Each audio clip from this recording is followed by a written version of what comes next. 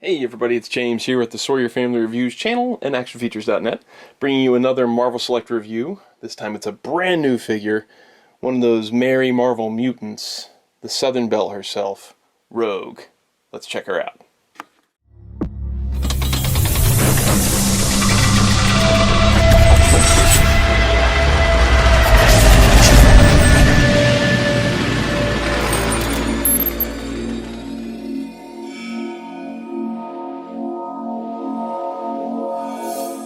As always, let's begin with a look at the figure inside the package first.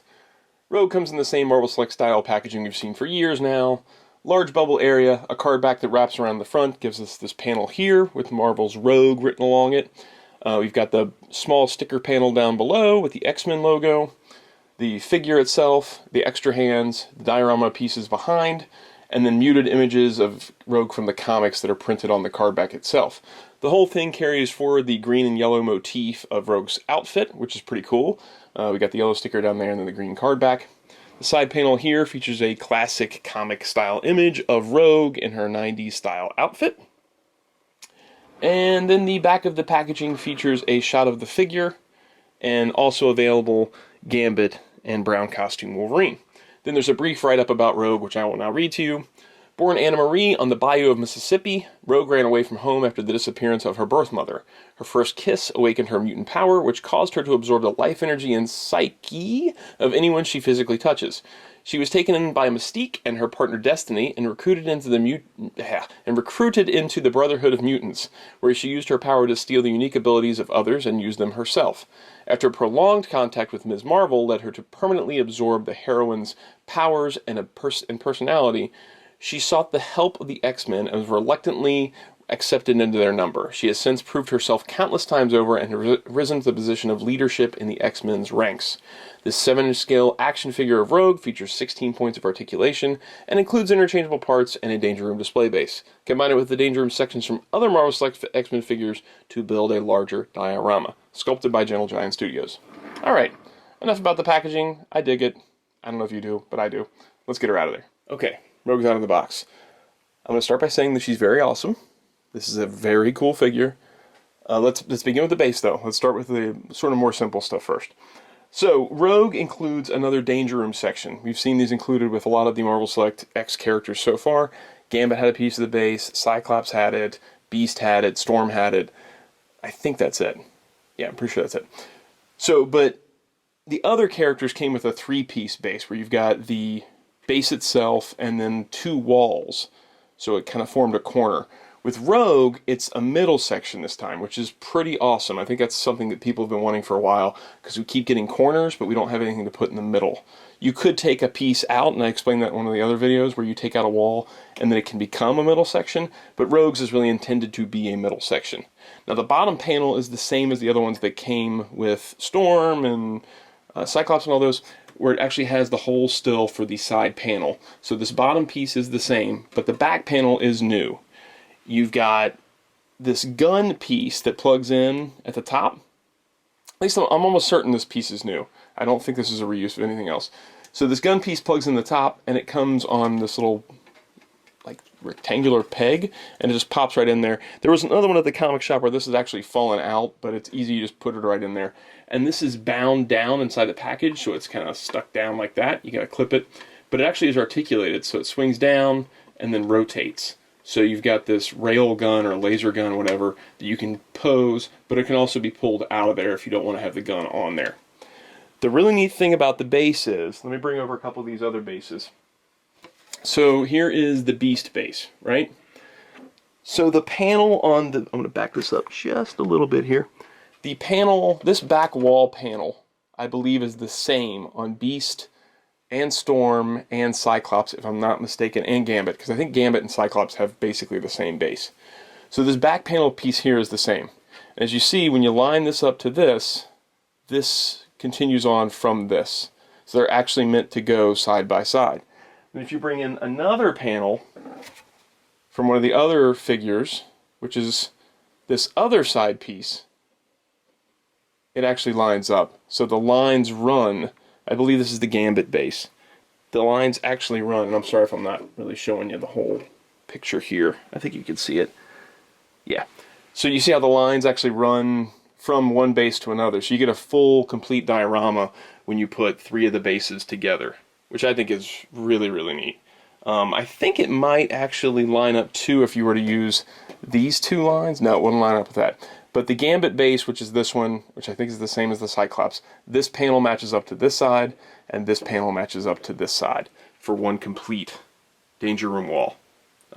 Sorry, it's a little tough to get it in focus and the camera to work just right because the light's being trapped on these sides, but you get the picture. Really neat addition here, and I'm super excited that we finally get a middle section that's a dedicated middle section, and it actually matches up to the other sections. And it's really easy to put these together. You just pop that top panel right into there. Okay, let's bring Rogue back out here. She's pretty good at standing on her own. Not like the Storm figure is pretty tough to stand because she's got those heels, but Rogue stands pretty well on her own. Zoom in just a bit and drop it down. Okay, so she also includes some extra hands, and this is where it gets really neat. So she's got the closed fists on the figure to begin with, and then she's got a pair of open hands, and these just, you know, you pull them down, you plug them right on. So she's got open hands and fists, and the next set is really neat. So when the Marvel Legends Rogue came out, I thought it was really cool that they included a ungloved hand. And so they do the same thing with this Rogue where they include an ungloved hand. But Marvel Select took it a step further and they included a left hand that is clutching a glove. So when you take this hand and plug it on, and you put this hand on, it looks like she's just taken off her glove and she's holding it. It's really awesome. I love the addition of this hand holding a glove, because when she takes the glove off on the Marvel Legend, it's just gone somewhere. But this, it shows that she's kind of clutching the glove while flying around or whatever. And the neat thing too on this is, if I can get one of these to pull out from behind the camera, yeah, it's gonna come out. She's plugged down, and then the cuff itself is a separate piece, so it doesn't hinder the articulation at all. The cuff actually goes onto the arm. You take the cuff off, you plug this hand on, take this hand off, make sure you put the glove piece, the cuff piece back on there, and then put the clutching hand on there, and now she's got one glove off to use her powers, and she's clutching the glove with the other hand. Really neat idea. I'm blown away by that. That's really a cool idea.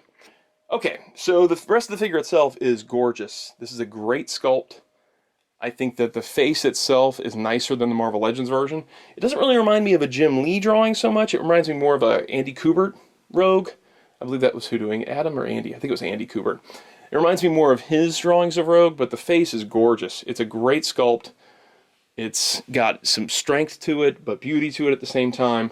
The body sculpt is really nice. The proportions are great. There's a lot of folds and creases in the jacket, and there's a buckle there. There's little pouches on the belt. The jacket itself is a separate piece, of course, that's laid on top of the actual sculpt, but it's glued on. So it's glued to the chest itself, so it's not floating around, but it is a separate piece. It's sort of rubbery, so that articulation there isn't hindered by it. The paintwork is very nice on the figure. I like the choice of the green. It's sort of a metallic green, and then yellow. Whereas the Marvel Legends was more of an orangish yellow, this is more of a bright yellow.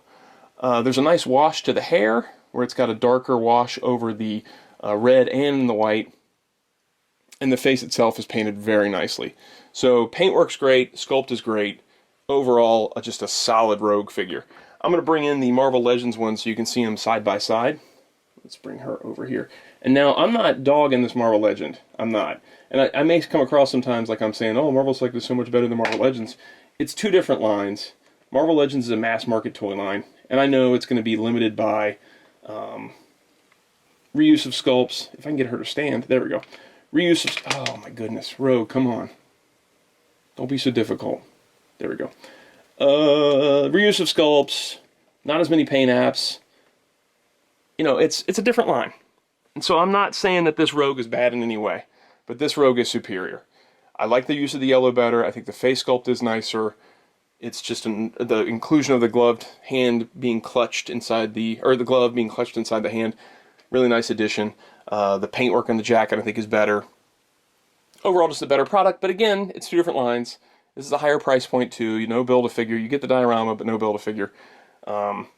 Also, as you can see by the comparison between the two, you will not be able to use Marvel Select Rogue in your Marvel Legends displays. It's just not going to work. She's too big. Even though this figure is very expensive now, I don't know if that would work. I guess maybe if you put her in a flying pose, it could kind of work. If you had her in the background and had her flying. Here she is next to Cable, and Cable's a bigger character. And actually, you know what? That doesn't look that bad. You might be able to plug her into Marvel Legends displays, especially if you had her flying. Yeah, I don't know, man. That doesn't look that bad. This Rogue looks kind of tiny compared to Cable, but if you put that next to Cable, that's pretty good. I don't have another Marvel Legends sitting over here. I have a Mezco 1/12 Wolverine. Let's bring that over here. I mean, that's not awful. She's a little bit big, but I think you could make it work as opposed to spending $80 on the Marvel Legends one at this point. Okay, let's get these guys out of here. I want to talk about articulation first before I bring out some Marvel Selects to sit her with. Articulation on this figure is phenomenal. It's very nicely done. There's a couple of joints that are really well hidden too. Let's begin at the bottom here. So she's got a rocker ankle. I want to back this up just a little bit so that make sure we're seeing everything. She's got a rocker ankle on her, and then it pivots back and forth. It goes all the way to there and all the way back to there. Then she's got a mid calf swivel that swivels all around. She's got a double knee joint, and that can go, let's get this part going first, all the way back to there. Then she's got a cut swivel at the top of the hip. That swivels all the way around. Then she's got a barbell style hip joint, so they can go all the way out like that, and then pivot all around. You have to kind of work it to get it to go into really crazy poses, but that's a pretty wide stance there. And then she's got a mid-torso joint that's a ball. It kind of swivels all around. It can kind of go over to there, back and forth. Not really hindered by the jacket, which is nice. Then she's got swivel shoulders. They go around there. They get restricted when you get up to here because of this hair and because of the jacket a bit. So this one can go all the way around, but the hair, unless you move it off to the side, yeah, I guess you can. Just move it off to the side and you're good. And then they hinge out to there. And I didn't even notice this at first until I was playing around with the figure a minute ago.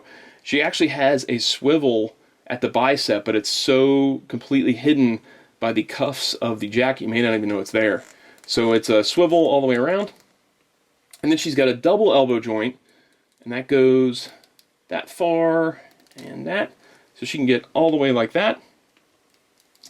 Swivel, of course, where you plug in the wrist, and then those are hinged in and out. And I think they're all hinged in and out. I don't think any of them hinge up and down. Yeah, looks like they all hinge in and out.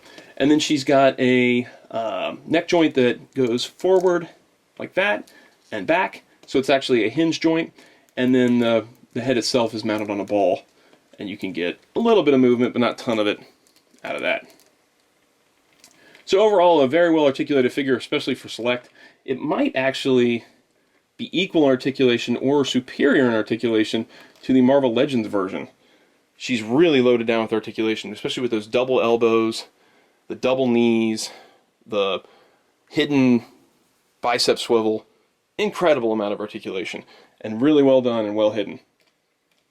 Alright, Rogue, you stay right there. I'm going to bring in a few Marvel Selects so you can see what she looks next to some of those. Here she is next to Sabretooth and Beast, which Beast is a pretty large Marvel Select figure. That gives you an idea of how she stands up to those guys. Sorry, me. Zoom back just a bit. There we go. And then we've got her next to, let's see, another ex-female. You got Marvel Girl there. And Wolverine, who's kind of big for Marvel Select. There. And then, last but not least, of course, her next to Marvel Select Gambit, if I can get them both standing up. And those two look great together. That looks awesome. I am thrilled by this figure. I think she's got everything going for her. Beautiful sculpt, beautiful articulation, great paintwork, cool base included that finishes off the diorama piece in a more complete way than any other release so far. I gotta say, she can kind of work for Marvel Legends too after really playing around with her. I think that's not bad at all. And she's pretty cheap. I mean, the Marvel Selects are going up now. They do have a price point of, I believe the retail price has been increased to $27.99 or $29.99, something like that. My comic shop actually still had them at the old pricing, which was nice. So they still are only charging $25 for, I don't know how much longer that's going to last, but that's a great price for this figure. It's just an all-around awesome release. I can't wait for Psylocke now. If they're going to keep up this kind of quality that they've shown with this Rogue, with future releases, Marvel Select is just going to be knocking it out of the park. I'm going to have a gallery linked in the info section below, as well as a link where you can order this at, say, Entertainment Earth or Amazon. Check out the gallery, though, for sure. I'll put a few pictures up so you can see her next to certain figures from both Marvel Legends and Marvel Select, and dioramas and stuff. If you enjoy the videos, please click like and subscribe. Leave a comment down below. Tell me what you think about the Rogue. And talk to you guys next time. All right.